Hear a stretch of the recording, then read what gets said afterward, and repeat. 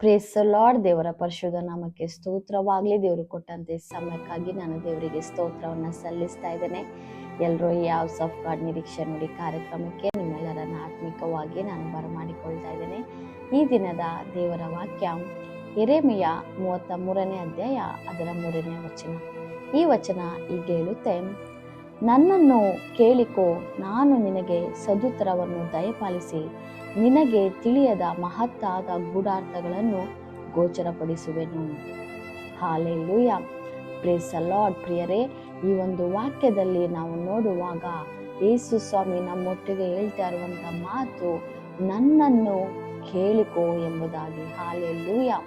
ನೋಡ್ರಿ, ಅನೇಕರು ಅನೇಕ ಕಷ್ಟದ ಪರಿಸ್ಥಿತಿಯಲ್ಲಿ ಹಾದು ಹೋಗುವಾಗ, ಅನೇಕ ಶೋಧನೆಗಳಲ್ಲಿ ಹಾದು ಹೋಗುವಾಗ, ಅನೇಕ ದಾರಿಗಳು ನಮ್ಮ ಕಣ್ಣು ಮುಂದೆ ಮುಚ್ಚಿದೆ, ನಾವು ಏನು ಮಾಡಬೇಕು ಜೀವಿತದಲ್ಲಿ ಗೊತ್ತಿಲ್ಲ, ನಮ್ಮ ಫ್ಯೂಚರ್ ಬಗ್ಗೆ ಏನು ನಮಗೆ ಗೊತ್ತಿಲ್ಲ ಎಂಬುದಾಗಿ ಆಲೋಚನೆ ಮಾಡುವಾಗ ಅನೇಕ ಜನರ ಬಳಿ ನಾವು ಹೋಗಿ ನಾವೇನು ಮಾಡ್ತೇವೆ ಅಂತಂದರೆ ಸಲಹೆಗಳನ್ನು ಕೇಳ್ತೇವೆ, ಹೇಗೆ ಮಾಡಬೇಕು, ಏನು ಮಾಡಬೇಕು ಎಂಬುದಾಗಿ. ಆದರೆ ಇಲ್ಲಿ ದೇವರು ಹೇಳ್ತಿರುವಂಥ ಮಾತು ನನ್ನನ್ನು ನೀನು ಕೇಳಿಕೋ ಎಂಬುದಾಗಿ. ಹಾಲೆಲೂಯ.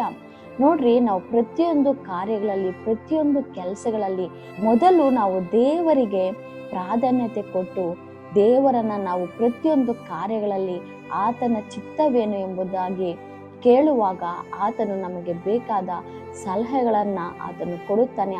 ಅದಕ್ಕಿಂತಲೂ ಹೆಚ್ಚಿನದಾಗಿ ನಮಗೆ ತಿಳಿಯದ ಮಹತ್ತಾದ ಗೂಢಾರ್ಥಗಳನ್ನು ನಾನು ಗೋಚರಪಡಿಸುತ್ತೇನೆ ಎಂಬುದಾಗಿ ಹೇಳ್ತಾ ಇದ್ದಾನೆ. ಹಾಲೆಲೂಯ.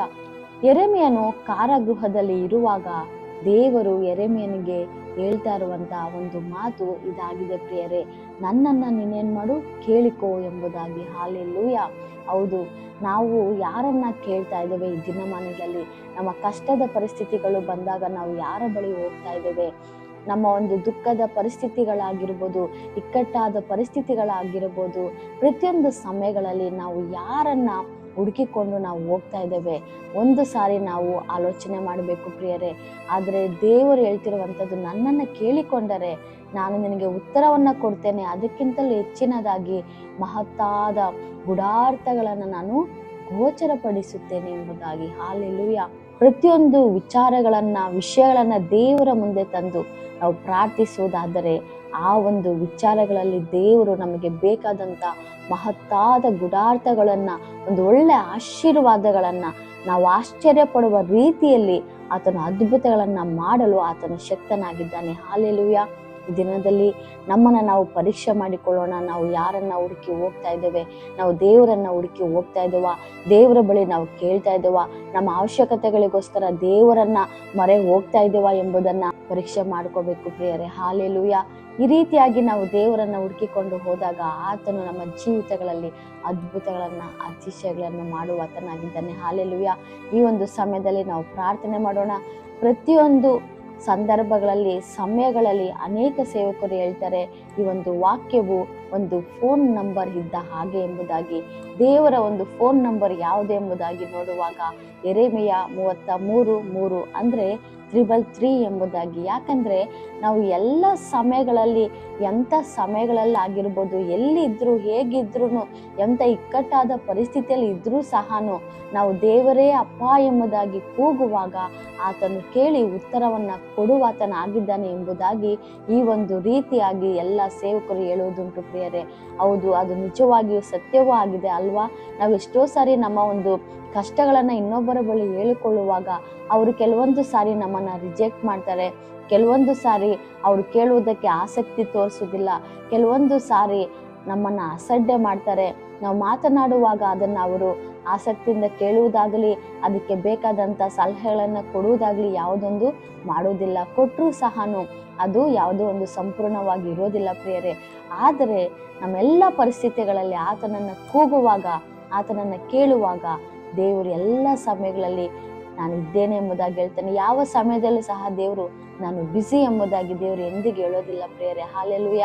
ಸೊ ನಾವು ಮಾಡಬೇಕಾದಂಥ ವಿಚಾರ, ಪ್ರತಿ ಸಮಯಗಳಲ್ಲಿ, ಪ್ರತಿ ಕಾರ್ಯಗಳಲ್ಲಿ ನಮ್ಗೆ ಯಾವ ವಿಚಾರ ನಮಗೆ ಕನ್ಫ್ಯೂಸ್ ಆಗಿದೆಯಾ, ಒಂದು ವೇಳೆ ಈ ಒಂದು ವಿಚಾರದಲ್ಲಿ ನನಗೆ ಯಾವ ರೀತಿ ಯಾವ ಮಾರ್ಗವನ್ನ ನಾನು ಚೂಸ್ ಮಾಡಬೇಕು, ಎಲ್ಲಿ ಹೋಗ್ಬೇಕು, ಹೇಗೆ ಹೋಗ್ಬೇಕಂತ ಗೊತ್ತಾಗ್ತಿಲ್ಲ ಎಂಬುದಾಗಿ ನೀವು ಆಲೋಚನೆ ಮಾಡ್ತಿದ್ದೀರಾ. ಮಕ್ಕಳ ವಿಚಾರ ಆಗಿರ್ಬೋದು, ಮದುವೆ ವಿಚಾರ ಆಗಿರ್ಬೋದು, ಬಿಸ್ನೆಸ್ ವಿಚಾರ ಆಗಿರ್ಬೋದು, ಜಾಬಿನ ವಿಚಾರ ಆಗಿರ್ಬೋದು, ಇಲ್ಲಾಂದ್ರೆ ಯಾವುದೋ ಒಂದು ಕಾರ್ಯ ನಿಮಗೆ ಇದರಲ್ಲಿ ನನಗೆ ದೇವರ ಚಿತ್ತ ನನಗೆ ಗೊತ್ತಾಗ್ತಿಲ್ಲ, ದೇವರ ಆಲೋಚನೆ ಗೊತ್ತಾಗ್ತಿಲ್ಲ, ಯಾವೊಂದು ದಾರಿಯಲ್ಲಿ ಹೋಗ್ಬೇಕು ನನಗೆ ಗೊತ್ತಾಗ್ತಿಲ್ಲ ಎಂಬುದಾಗಿ ನೀವು ಆಲೋಚನೆ ಮಾಡುವುದಾದರೆ, ದೇವರ ಬಳಿ ಬಂದು ಕೇಳುವುದಾದರೆ, ಖಂಡಿತವಾಗಿಯೂ ಯೆರೆಮೀಯನಿಗೆ ಉತ್ತರ ಕೊಟ್ಟ ದೇವರು ನಿಮಗೂ ಸಹ ಉತ್ತರ ಕೊಡಲು ಆತನು ಶಕ್ತನಾಗಿದ್ದಾನೆ. ಹಾಲೆಲೂಯಾ. ನಾವು ಪ್ರಾರ್ಥನೆ ಮಾಡಿ ಮುಕ್ತಾಯ ಮಾಡಿಕೊಳ್ಳೋಣ. ಸ್ತೋತ್ರ ಕರ್ತನೆಯ ಪರಿಶುದ್ಧನಾದ ದೇವರೇ, ಮಹಿಮೆಯುಳ್ಳ ದೇವರೇ, ಅದ್ಭುತನಾದ ದೇವರೇ, ಅತಿಶಯನಾದ ದೇವರೇ, ಹೌದು ಸ್ವಾಮಿ, ನನ್ನನ್ನು ಕೇಳಿಕೋ, ನಾನು ನಿನಗೆ ಸದುತ್ತರವನ್ನ ದಯಪಾಲಿಸಿ ನಿನಗೆ ತಿಳಿಯದ ಗುಡಾರ್ಥಗಳನ್ನ ಗೋಚರಪಡಿಸುವೆನೆಂಬುದಾಗಿ ವಾಗ್ದಾನ ಮಾಡಿರುವ ನನ್ನ ದೇವರೇ, ಹೌದು ಸ್ವಾಮಿ ದೇವರೇ, ಅಪ್ಪ ನಿಮ್ಮನ್ನ ಕೇಳಿಕೊಳ್ಳುವಾಗ ನೀನು ಉತ್ತರವನ್ನ ಕೊಡುವ ದೇವರು ಸ್ವಾಮಿ. ಹೌದು ಸ್ವಾಮಿ, ಉತ್ತರ ಕೊಡುವುದಲ್ಲದೆ ನಾವು ಕೇಳಿದ ವಿಚಾರಗಳಲ್ಲಿ, ಪ್ರಾರ್ಥನೆ ಮಾಡಿದ ವಿಚಾರಗಳಲ್ಲಿ ಆಶ್ಚರ್ಯವಾಗಿ ಅದ್ಭುತಗಳನ್ನ, ಅತಿಶಯಗಳನ್ನ ನೀನು ಮಾಡುವ ದೇವರಾಗಿದ್ದೀಯಪ್ಪ. ನಿಮಗೆ ಸ್ತೋತ್ರವಾಗ್ಲಿ. ಈ ದಿನಮಾನದಲ್ಲಿ, ಈ ಸಮಯದಲ್ಲಿ ಅಪ್ಪ, ಯಾರೆಲ್ಲ ಕರ್ತನೆ ಏಸಯ್ಯ ನಿನ್ನನ್ನ ಪ್ರಾರ್ಥನೆ ಮಾಡ್ತಾ ಇದ್ದಾರೋ, ಯಾವ ಒಂದು ಕಾರ್ಯದ ಕುರಿತಾಗಿ ಅವರು ಪ್ರಾರ್ಥನೆ ಮಾಡ್ತಿದ್ದಾರೋ, ಆ ಎಲ್ಲ ಕಾರ್ಯಗಳನ್ನ ಸ್ವಾಮಿ ದೇವರೇ ನೀವು ಅವರಿಗೆ ಅಪ್ಪ ನೆರವೇರಿಸಿ ಕೊಡ್ರಿ, ನೀವು ಉತ್ತರ ಕೊಡ್ರಿ. ಯಾವ ವಿಷಯವಾಗಿ ಸ್ವಾಮಿ ಅವರು ನಿಮ್ಮ ಬಳಿ ಪ್ರಾರ್ಥಿಸ್ತಾ ಇದ್ದಾರೋ, ಕೇಳ್ತಾ ಇದ್ದಾರೋ, ಆ ವಿಚಾರಗಳಲ್ಲಿ ಬೇಕಾದಂತ ಜಯವನ್ನ ಕೊಡ್ರಿ. ಆ ವಿಚಾರದಲ್ಲಿ ಬೇಕಾದಂತ ಒಂದು ಜಯವನ್ನ ದೇವರೇಸಯ್ಯ ನೀವು ಒದಗಿಸಬೇಕಾಗಿ ಸರ್ ನಾನು ಪ್ರಾರ್ಥನೆ ಮಾಡ್ತಾ ಇದ್ದೀನಿ ಸ್ವಾಮಿ ದೇವರೇ. ನೀವು ಹಾಗೆ ಮಾಡಿರೋದಕ್ಕಾಗಿ ಸ್ತೋತ್ರ ಅಪ್ಪ. ಪ್ರತಿಯೊಬ್ಬರ ಜೀವಿತಗಳಲ್ಲಿ ಅಪ್ಪ ನೀನು ಅದ್ಭುತಗಳನ್ನ, ಅತಿಶಯಗಳನ್ನ ಮಾಡಿ ಅವರ ಜೀವಿತಗಳನ್ನ ಆಶೀರ್ವದಿಸಿರಿ ಸ್ವಾಮಿ, ಮೇಲ್ಮೆಯಾಗಿ ಮಾಡ್ರಿ ಸ್ವಾಮಿ. ನೀವು ಹಾಗೆ ಮಾಡಿರೋದಕ್ಕಾಗಿ ಸ್ತೋತ್ರ. ನಜರೇತಿನ ಯೇಸುವಿನ ನಿನ್ನ ಅಧಿಕಾರಗಳ ನಾಮದಲ್ಲಿ ಪ್ರಾರ್ಥಿಸಿ ಬೇಡಿ ಹೊಂದಿದ್ದೇವೆ ತಂದೆ, ಆಮೆನ್. ಪ್ರೇಸ್ ದ ಲಾರ್ಡ್ ಪ್ರಿಯರೇ, ಈ ಒಂದು ವಾಕ್ಯ ಸಂದೇಶವು ನಿಮಗೆ ಆಶೀರ್ವಾದವಾಗಿದ್ದರೆ ಇದನ್ನ ಲೈಕ್ ಮಾಡ್ರಿ, ಸಬ್ಸ್ಕ್ರೈಬ್ ಮಾಡ್ರಿ ಅಂಡ್ ಶೇರ್ ಮಾಡ್ರಿ. Thank you and praise the lord.